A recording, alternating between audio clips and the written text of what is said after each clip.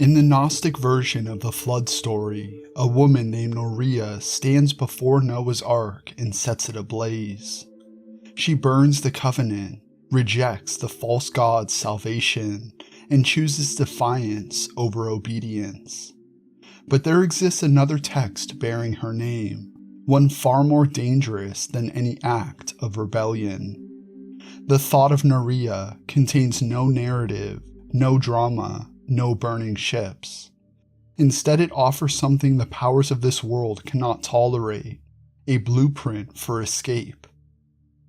While most remember Norea as the woman who burned the ark, the Gnostics preserved her as something else entirely, a pattern, a destination, a proof that the soul can break free from the trap of matter and dwell forever beyond the reach of the ignorant gods who rule this realm. But knowing the destination means nothing without knowing the way. And for that, we must turn to another woman, another text, another voice that refused to be silenced, Mary Magdalene, the keeper of the path itself.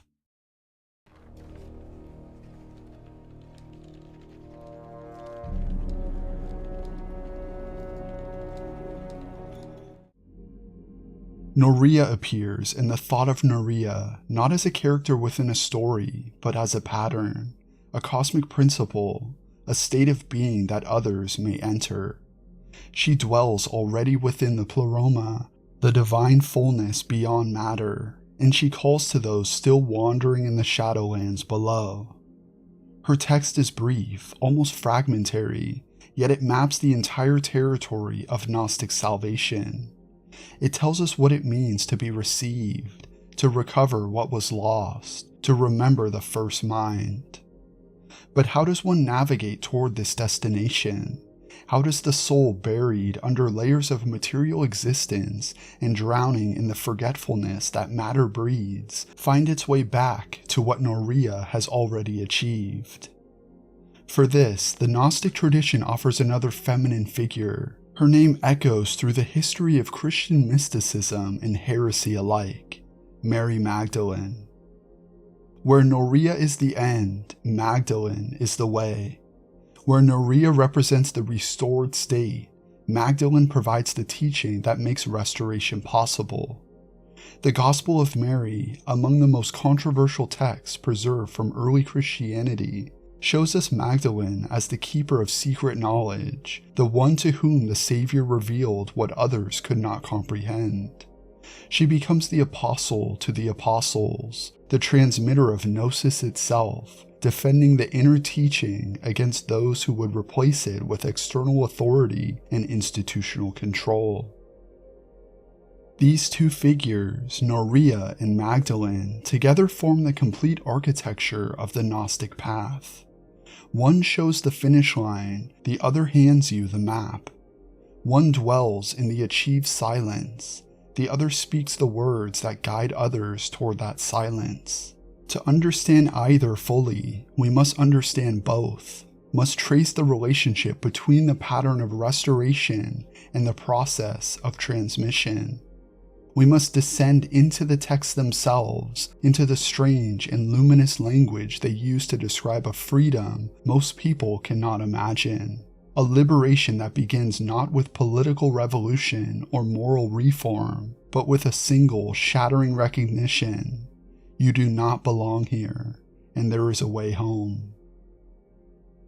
The thought of Norea appears in Codex 9, spanning just 4 paragraphs. Unlike the narrative accounts, this text is pure theology, a hymn or prayer in the third person. It does not tell the story of ark burning or Archon defying. Instead, it describes Norea's cosmic restoration, her return to the pleroma, the divine fullness from which she came. The text reads in full: Father of all, Ennoia of the light, dwelling in the heights above the regions below.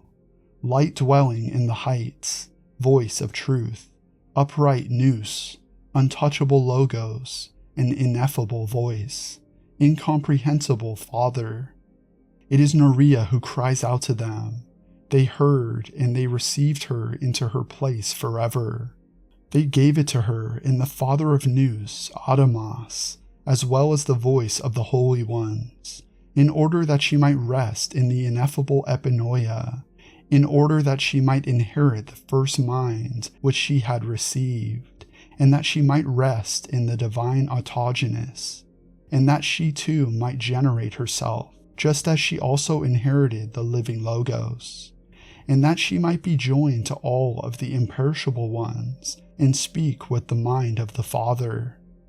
And she began to speak with the words of life, and she remained in the presence of the Exalted One, possessing that which she had received before the world came into being. She has the great mind of the Invisible One, and she gives glory to her Father, and she dwells within those who, within the Pleroma, and she beholds the Pleroma. There will be days when she will behold the Pleroma, and she will not be in deficiency, for she has the 4 holy helpers who intercede on her behalf with the Father of the All, Adamos.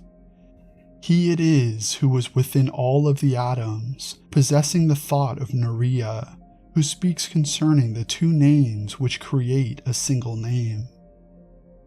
This is what remains, 4 paragraphs of theological poetry, each line weighted with meaning. The opening invocation addresses the divine realm in cascading titles: Enoia or thought, Nous or understanding, Logos or word. Each reveals another emanation flowing from the Father toward the material world. Norea addresses not a simple deity, but the graduated hierarchy of divine powers, the Pleroma in its fullness. Then the central claim: it is Norea who cries out to them. They heard and they received her in her place forever. She cries out and she is heard. She belongs in the heights, and the heights remember her. They place her in the Father of Nous, Adamos, the perfect human, the divine prototype before the fall. Norea represents not just herself, but all Gnostic souls who carry the divine spark. The restoration unfolds, in order that she might rest in the ineffable epinoia, in order that she might inherit the first mind which she had received, and that she might rest in the divine autogenous, that she too might generate herself. She rests, but this is fulfillment, not passivity. She inherits the first mind which she had received. The Gnosis is not new information, but recovered memory. She had this mind before the world came into being. Salvation means remembering what you knew when you existed in the Pleroma. She began to speak with the words of life, possessing that which she had received before the world came into being. Her true existence lies outside time, in the eternal realm. What she possesses predates creation itself. The material world is the aberration. She dwells within those who, within the Pleroma. Norea is not just one woman saved, but indwells all who have recovered Gnosis. She becomes the pattern present in every awakened soul. The text ends with the 4 holy helpers: Harmozel, Oroael, Davieth, and Elelith, the 4 luminaries who intercede for her. Elelith appeared to her in the hypostasis when she cried out against the Archons. Here, all 4 mediate between her and the Father. Finally, he it is who is within all of the atoms, possessing the thought of Norea. The relationship circles back. Norea cries out. They place her in Adamos, and Adamos possesses her thought. She is both saved and savior, both recipient and source. This is what survives: 4 paragraphs, no narrative, just the structure of salvation, the pattern of restoration. Norea's text gives us the destination, the complete picture of a restored soul resting within the Pleroma, having recovered the first mind and dwelling permanently beyond the reach of the powers that govern matter. But this leaves us with an unbearable question. How do those still trapped in the maze of forgetting still wandering through the kingdom of the Archons, discover the path that leads to what Norea has already become. Knowledge of the destination means nothing without knowledge of the way. A map to heaven is useless if you cannot read it, if you do not even know such maps exist. This is where Mary Magdalene enters the Gnostic story, and her role is fundamentally different from Norea's. She does not represent the achieved state of salvation. She represents the active work of transmission, the dangerous and necessary labor of carrying Gnosis from the one who knows to the many who have forgotten. In the Gospel of Mary, she appears as the companion of the Savior, the disciple who received the teachings the others could not grasp, who understood what others found incomprehensible. The text positions her as the apostle of Gnosis itself, the one who must defend the inner teaching against those who would replace revealed knowledge with institutional hierarchy. The Savior speaks to her directly, and his words contain the foundational principle of the entire Gnostic path. He tells her, "Blessed are you that you did not waver at the sight of me, for where the mind is, there is the treasure." This single statement unlocks everything. If Norea is the treasure recovered, Magdalene's teaching defines where that treasure has always been located. Not in external rituals, not in temples built by human hands, not in scriptures copied and controlled by priests, but in the inner mind, the nous, the divine intellect that the Archons work ceaselessly to obscure. The treasure is interior. This is the secret that makes institutional religion recoil, because it removes the mediating power of the church. If the treasure resides where the mind is, then the individual possesses direct access to the divine without requiring permission from any earthly power. Salvation is a matter of recognition, of remembering what you already are, of discovering what has been buried within you beneath layers of forgetting. But Magdalene does not merely report this teaching. She demonstrates its application by sharing a vision of the soul's ascent, a detailed map of the journey from entrapment to liberation. In her vision, a soul confronts the powers that rule the material cosmos and declares its victory over them. The soul speaks, and its words carry the force of cosmic rupture. What binds me has been slain, and my turn in the world has come to an end, and my turn in another turned by oblivion.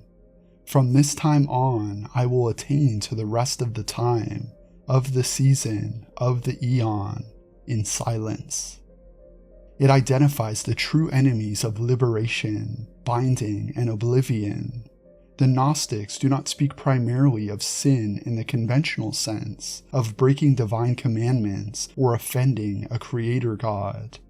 They speak of ignorance and forgetting as the fundamental conditions of imprisonment. What binds us is not our wickedness, but our amnesia. We have forgotten who we are, forgotten where we came from, forgotten that we do not belong in this dense and dying world. The powers maintain their control not through superior force, but through induced forgetfulness, through the relentless pressure of matter that makes us believe we are merely bodies, merely animals, merely temporary arrangements of flesh destined for the grave. The soul in Magdalene's vision declares that ignorance has died. This is the essential breakthrough, the moment when Gnosis actually arrives. Ignorance dies, and with its death, the binding loosens, the chains dissolve, the prison walls become transparent. The soul sees through the illusion and recognizes the Archons for what they are, limited, ignorant powers who rule a kingdom they do not understand. And where does this liberated soul go? It attains the rest of the time, of the season, of the eon, in silence. In the Gnostic cosmology, silence represents the condition beyond language, beyond the categories and divisions that structure the material world, where the soul rests in its original and undivided nature. This is identical to the state Norea embodies. Magdalene teaches the path that leads to the condition Norea demonstrates. But the transmission of this knowledge encounters immediate resistance. Peter, the rock on which institutional Christianity will build itself, challenges Magdalene's authority. He questions whether the Savior would really have spoken to a woman in private. The text stages the conflict between revealed knowledge and institutional control, between the Gnosis that arrives through direct vision and the authority that flows through official channels. But the Savior made Magdalene worthy by recognizing what she already was, by seeing in her the capacity to receive and transmit Gnosis. This controversy with Peter is essential to Magdalene's role in the text. The transmission of Gnosis always provokes resistance because Gnosis threatens every structure built on external authority. Magdalene fights for the survival of the teaching. She defends the right of inner, revealed knowledge to exist alongside and even against the claims of apostolic succession and ecclesiastical hierarchy.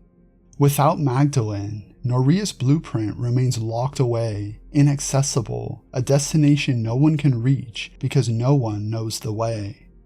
With Magdalene, the path opens, the teaching spreads, the map circulates among those capable of reading it. Norea calling from the achieved silence, and Magdalene explaining how to navigate toward that silence through the hostile territories of ignorance and forgetting. Thank you so much for joining me. Let me know what you think about Norea and Mary Magdalene in the comments, and what would you like me to cover next? If you enjoyed this video, you can now support me on Patreon for just $5 per month and get early access to ad-free videos. You can also hit the join button on YouTube to become a member for $5 per month and get early access to videos, but they won't be ad-free. For one-time donations, there are PayPal and Ko-fi links in the description and pinned in the comments. The easiest way to support though, which costs you nothing, is just to like, subscribe, hit the notification bell, and leave a comment about your thoughts to help push us in the algorithm. Check out my website Oculus.com and the other history channel I narrate for called Folks of Yore. Again, thank you so much for watching. Until next time.